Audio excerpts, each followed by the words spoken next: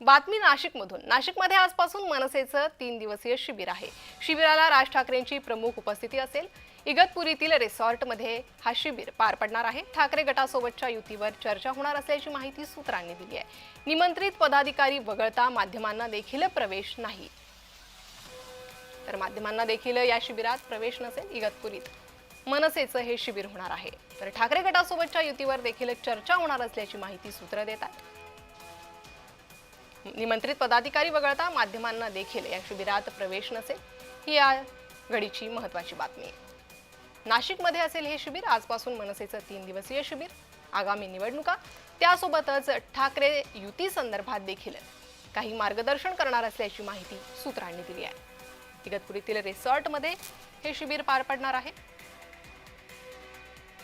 महत्त्वाचं म्हणजे अनेक दिवसापासून ठाकरे गटासोबतच्या युती संदर्भात ज्या चर्चा चालू आहे त्या संदर्भात देखील काही निर्णय होण्याची किंवा काही बोलण्याची माहिती सूत्रांनी दिली आहे।